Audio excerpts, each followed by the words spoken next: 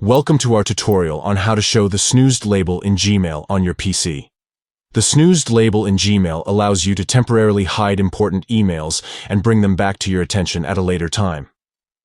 If you want to show the Snoozed label and have quick access to your Snoozed emails, follow these simple steps. Step 1. Open Gmail. Launch your Gmail account by visiting the official website and signing in. Step 2. On the top right corner of the screen, click on the settings icon. It looks like a gear. Step 3. From the drop-down menu, select See All Settings. This will take you to the settings page. Step 4. On the settings page, click on Labels from the top menu. Step 5. Look for the Snoozed label and next to it, click on Show.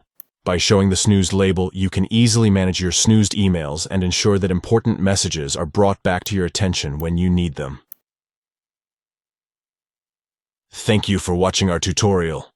For more helpful tips and tricks for optimizing your Gmail usage, don't forget to subscribe to our channel.